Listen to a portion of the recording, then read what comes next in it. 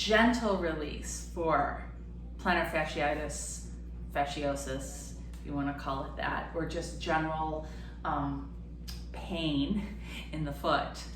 I know that some people who have suffered from this and are now in more of a healing phase, or even it's in the past, still they do preventative measures. And one of the things that can be done is with a yoga strap or a resistance band, or even a bathrobe tie or a necktie.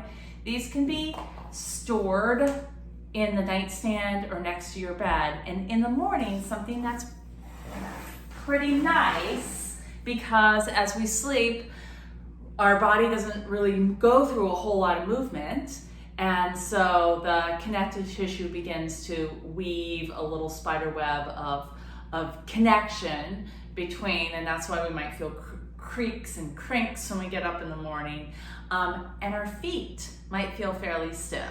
So you can do this right away when you wake up on your back in the bed. It takes very little time, and it just involves maybe a hug of the knee in.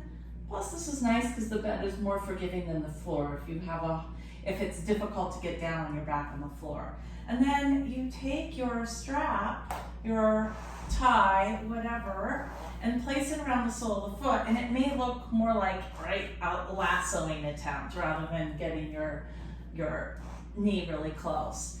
And then you give the piece of rubber or the piece of fabric as much length as you need so that the back of your leg can begin to lengthen. And the back of your leg lengthening might not look like this. It might look like this, but it may feel that is about as straight as you can get it.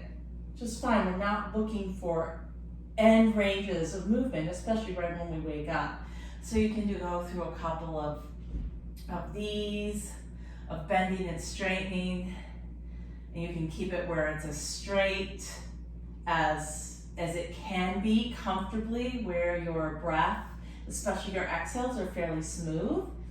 And do a pointing of your toes up and a pointing or pulling of your toes down. So moving the ankle through plantar flexion, where the front of the ankle smooths out, and then dorsiflexion, where the front of the ankle creases.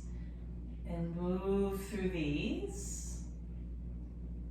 And if you wear a boot, if you're at the point where you wear a boot for your plantar fasciitis, right, it pulls the foot into more dorsiflexion so that the back of the calf gets a little stretch here.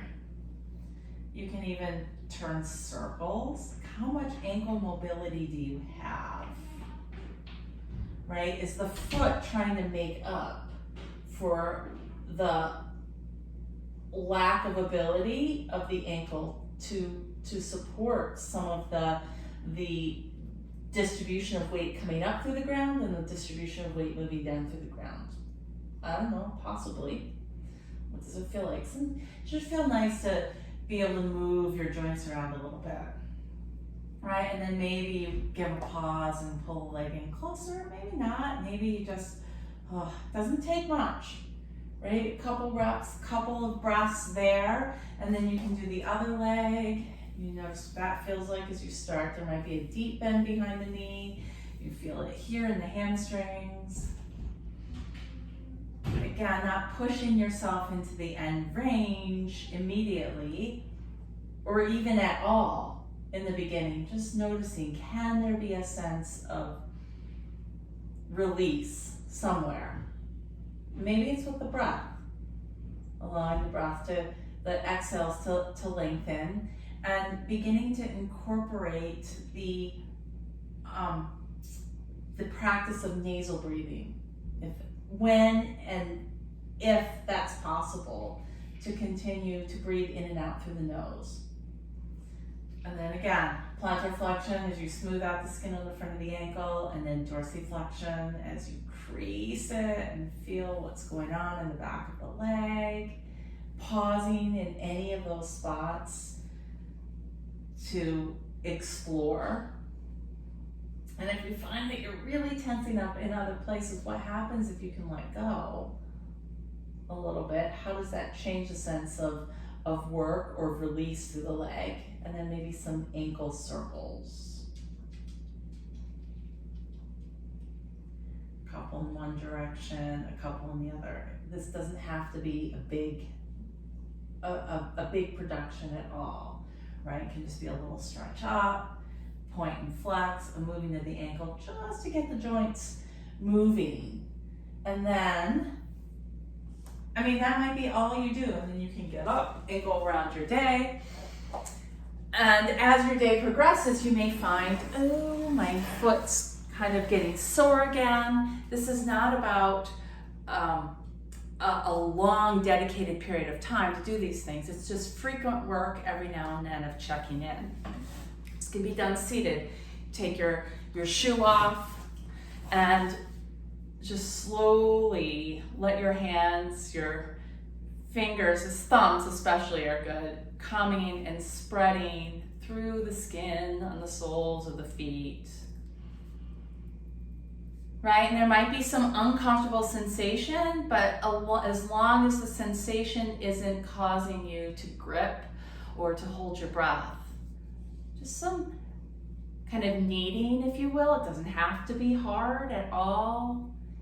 Can begin to spread, and then you can also begin to spread the skin, and then you can begin to pull the skin in closer. What does that feel like? And then even getting some ability to move through the mid-arch of the foot. So you can hold the heel and then see if you can twist the mid-arch a little bit. A little stretch, maybe. And then each of the toes. Can you move each of the toes? You can start with pulling the big toe forward and then pulling it back. So flexion and extension through the big toe. And then you can bring the second toe with it. Can you give them some movement separate from the others? And then you just add on. Might feel really awkward. How often do you move your toes individually? And do your shoes even allow this kind of action? You can take each toe and wiggle it around. Right? And then maybe you just give your foot a bit of a rub with your hands. If you'd like a little more, you can always thread your fingers in between your toes. Maybe they get all the way down to the root of the toes, maybe they don't even get close. But can you do this and also have that smooth sense of nasal breathing in and out through your nose? Maybe you pause and you stay here, feeling the sensation of the toes, spread between the fingers, or maybe you can begin to spread your fingers a little bit. And then, so actually for me, this spreading of the toes, I don't feel much sensation in the sole of my foot anymore. But where I start to really feel it is when I begin to squeeze the fingers in. And then you can take your hand and again, you can flex and extend your toes. Move the ankle around, any of these. Maybe you just stay with the thumbs, softly massaging or moving through the skin on the soles of the feet. You can focus on the points that may have more tenderness or more sensation of pain or of stiffness. And then before you do the other one, just give yourself a moment and pause and feel the difference in sensation from one foot to the other. From one leg, maybe you feel more communication moving up the whole line, the chain of command of one leg and not the other. And you could do it with the other foot. Start just kind of, you can do a rub down with your hand to begin to wake up the skin there. So our skin is one of our main sensory organs. It probably is the main sensory organ. And the soles of our feet have a little more density. The connective tissue is more dense, so there's not as much sensation as we would have for the top of the foot, which is not as dense in connective tissue. But just because the connective tissue of the sole of the foot is dense does not mean that there isn't it's not innervated, right? There's not that the nerves don't go through there, or there are not as many nerves running through there. There are many nerves running through here, and the purpose of the nerves is to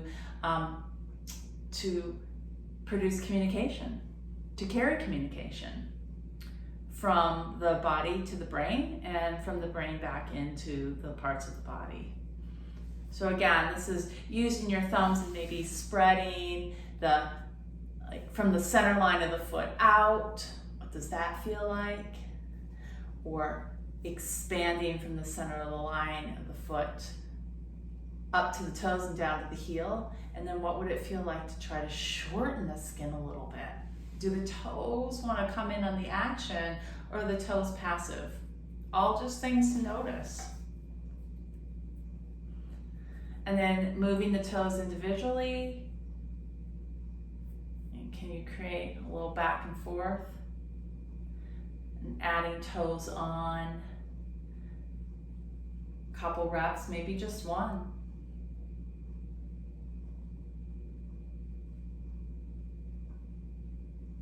And then maybe each toe, can you give it a little pull, a little wiggle?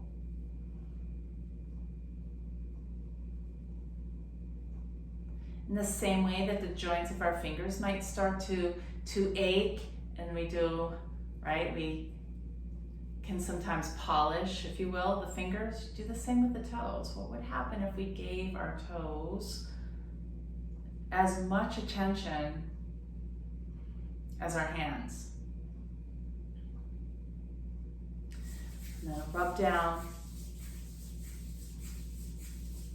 And then the threading of the fingers through the toes. So on the other one I did from the bottom up. This one I'm just going to do from the top down, just for something different. And you may find that you only want to do it one way, that you can't access the toes as well from one direction, but it's easier to access them, the spaces in between them, from the other direction. And then, so there's a little bit of cramping that I notice here. So maybe this foot isn't getting quite as much attention as my right foot, or the chain of command above it is not pulling its weight, if you will. All sorts of reasons. I don't need to know the reason. More sense of curiosity. So the other thing that's challenging, especially when we're in pain, is the desire to fix it. And we don't want to be in pain. We want to see if we can alleviate pain.